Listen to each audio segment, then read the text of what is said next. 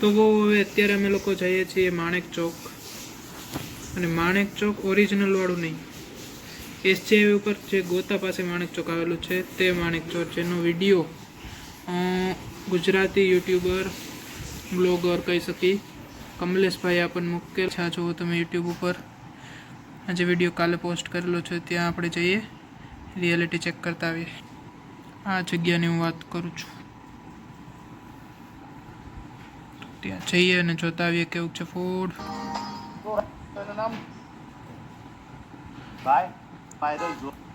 એક બે જઈને ત્યાં એક બે ફૂડ આપણે ટેસ્ટ કરીએ અને પછી હું તમને ઓરિજિનાલિટી ત્યાંની રિયાલિટી ચેક કરાવું, જોઈએ.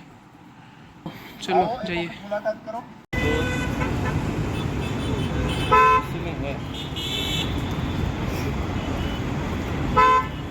તો પહોંચી ગયા છીએ માણેક ચોક, આવેલું છે ગોતાથી આગળ એસજી હાઈવે ઉપર. ઓલિવ ગ્રીન્સ કરીને એક બિલ્ડિંગ છે તેની પાસે આવેલું છે. અંદરનો તમે એકવાર લુક જોવો, સાંજનો જ ટાઈમે ઓપન હોય છે. સૌથી પહેલાં આપણે ગયા હતા ગુરુકૃપા બર્ગર, પીઝા, હોટડોગ ગયા હતા. ઇન ધ સેન્સ આપણે બધી જગ્યાએ ખાલી મેનુ ચેક પહેલાં તો કરતા હતા. તો આમાં જોઈ લો તમે ઘણી બધી ટાઈપના બર્ગર છે. પછી આપણે જોયું જામુન શોટ, તો આ એમનું મેનુ છે જામુન શોટનું, જ્યાં 80 રૂપિયાથી આઈ થિંક સ્ટાર્ટિંગ થાય છે. પછી એની સિવાય હતું આપણી પાસે અમૃતસરી ચૂરચૂર નાન એન્ડ પંજાબી, જેની ડીશ 120થી સ્ટાર્ટ થતી હતી. એના પછી આ છે મંચુરિયમનો સ્ટોર, ત્યાં પણ તમને 100ની આસપાસથી સ્ટાર્ટિંગ રેન્જ મળી જશે. એના પછી છે લાઈવ પંજાબ પરાઠા, તો એમનું મેનુ પણ તમને બતાવી દઉં. મેઇન આપણો ઉદ્દેશ વિડીયોનો એ જ છે કે લોકોને મેનુ ખબર નથી હોતી. બાકી એક બે ફૂડ પણ આગળ ટેસ્ટ કરીને આપણે તમને જણાવશું. તો આ છે પરાઠા, જે 100 રૂપીસથી સ્ટાર્ટ થઈ શકે છે. એના પછી છે ઢોસા ને એવું બધું હતું, કંઈક ઢોસા, ઇડલી, ચીની ઢોસા, પાલક ઢોસા, મિક્સ ઢોસા, એવી બધી વસ્તુ છે. એના પછી આપણે મેનુ ચેક કર્યું હતું પંજાબ કોર્ટયાર્ડનું, તો એમનું પંજાબનું અહીંયા સાઈડમાં ઓલરેડી મેનુ લગાવેલું છે. એમાં છે નહીં, પંજાબની પાંડિયાસ કિચન, સોરી. તો એમાં ભેળ ને દાળ પકવાન ને એવું બધું છે, મસાલા દાળ પકવાન ને. એના પછી છે રાજસ્થાની દાલ બાટી ચૂરમા. દાલ બાટી આપણે એક ટ્રાય કરવી છે, જોઈએ આગળ મગાવવાનો મેળ પડે તો મગાવશું. એમની સિમ્પલ દાલ બાટી 150થી સ્ટાર્ટ થાય છે, 200 છે, 300 છે, ઘણું બધું અલગ અલગ વેરાયટી તમે વિડીયો સ્ટોપ કરીને વાંચી શકો છો. બાકી મેઇન તો આ છે. ત્યાંથી પછી આપણે આગળ ગયા હતા કોરિયન સ્ટ્રીટ ફૂડ. આમાં જો રાઈસ પેપર રોલ ને પનીર રોલ ને કોરિયન ફૂડ અમે ક્યારેય ટ્રાય કરેલ નથી, એટલે એક ઈચ્છા છે કે આપણે એ ટ્રાય કરીએ. તો એક ઓર્ડર કરી દીધો તો અમે રાઈસ પેપર રોલ પનીરવાળા, જેની પ્રાઇસ હતી કહું આગળ તમને વિડીયોમાં કહું આવી જાય. પછી કોરિયન સ્ટ્રીટ ફૂડ તો જો આ લોકો બનાવે છે કોરિયન સ્ટ્રીટ ફૂડ, મેં તો ક્યારેય ખાધેલ નથી. તમે ખાધેલું હોય કોરિયન સ્ટ્રીટ ફૂડ તો મને કોમેન્ટ કરીને જણાવજો એમાં, કે ક્યારેક ખાવું હોય તો એમાં કઈ વસ્તુ ટ્રાય કરી શકાય.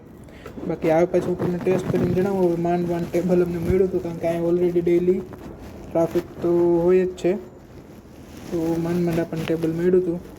તો આવી ગયા છે અમારા પનીરવાળા રાઈસ પેપર રોલ કોરિયન, અને સાથે શું કહેવાય એને ચોપસ્ટિક, જે મેં તો પહેલી વાર યુઝ કરી, મને તો એનાથી યુઝ કરતાં આવડતું નથી, હવે જોઈએ. બાકી આની પ્રાઇસ છે 100 રૂપીસ. તેમાં 1 2 3 4 5 6 રાઈસ પેપર રોલ, અને સાથે એની સોસ કહો કે આપણે ચટણી કહો કે. તો ટેસ્ટ કર્યો પણ ઠીક છે, કોરિયન ટેસ્ટ કંઈ જામ્યો નહીં. ઉપર માયોનીઝ ને ઘણું બધું લગાવેલું હતું, અંદર પનીર ને કોબી ને બીટ ને ઘણી બધી વસ્તુ હતું. મેં ટેસ્ટ કર્યો પણ હવે કોરિયન ટેસ્ટમાં કંઈ મજા આવી નહીં. બાકી તમારા પાસે કંઈ રિકમેન્ડેશન હોય કોરિયન સ્ટ્રીટ ફૂડમાં તો ખાસ કરીને મને કોમેન્ટ કરીને જણાવજો, તો ક્યારેક ટ્રાય કરીશું અને રિવ્યૂ આપીશ. બાકી આમાં તો ઠીક લાગ્યું, મને કંઈ બહુ મજા આવી નહીં. કાચું કેમ બધું સલાડમાં ખાતા હોય એવું લાગ્યું.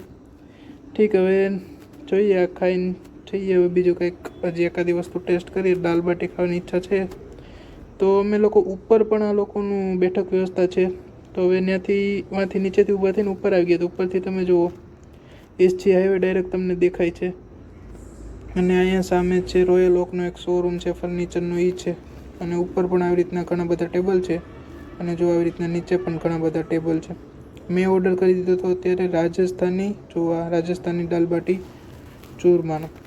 તો હવે આવે પછી ટેસ્ટ કરીને જણાવું કે રાજસ્થાની દાલ બાટી ઓરિજિનલ રાજસ્થાનની ફ્લેવર છે કે નહીં. કારણ કે અમે હોસ્ટેલમાં ખાતા હોઈએ છીએ એટલે થોડો ઘણો આઈડિયા હોય છે દાલ બાટીનો.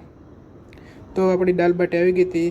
આ 150 વાળી હતી, જેમાં 4 બાટી એને ઓલરેડી ભૂકો કરીને આપી દીધી. થોડુંક એવું એમને ઘી લગાવી દીધું હતું. એ સિવાય આ છે લસણની ચટણી, ડુંગળી, કોબીજ, ગોળ અને ઠંડી છાશ અલગથી લેવાની, જેની પ્રાઇસ હતી 20 રૂપિયા. પણ છાશ એક નંબર હતો ઠંડી એટલે.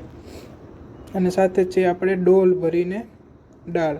ડોલ ભરીને એટલે છે તો થોડીક એવી જ, આ તો એનો શેપ ડોલ જેવો છે, જેથી થોડુંક આમ ઇનોવેશન જેવું લાગે.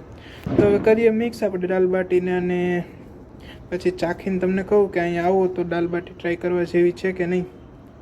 તો પહેલાં મેં એકવાર 1 ચમચી દાળની પીધી, તો દાળમાં તો થોડોક ટેસ્ટ લાગ્યો કે દાલ બાટી જેવો જે દાળનો ટેસ્ટ હોય છે. પછી સરખો ભૂક્કો કરીને એમાં ડોળને આપણે ઊંધી વાળી દીધી લસણની ચટણીથી મસ્ત સ્પાઇસી કરીને. અને પહેલાં તો અડધામાં જ દાળ નાખી હતી, એટલે આમ બધું દાળ શોષી ન લે. નકર પછી દાળ નહીં વધે, નકરી બાટી હા ઓલી થઈ જશે. તો હવે મસ્ત મજાની દાળ બાટી જોઈને તો સારી લાગતી હતી. પછી ટેસ્ટ કર્યા પછી તમને કહી દઉં કે દાળ બાટી જો તમે ક્યારેક ખાધી ન હોય અને તમારે ટ્રાય કરવી હોય તો અહીંયા દાળ બાટી તમે ટ્રાય કરી શકો છો. મતલબ એવું નથી કે તમને નહીં જ ભાવે, બટ ઓથેન્ટિક જે રાજસ્થાની ટેસ્ટ હોય છે દાળ બાટીનો એવો બધો પણ નહોતો.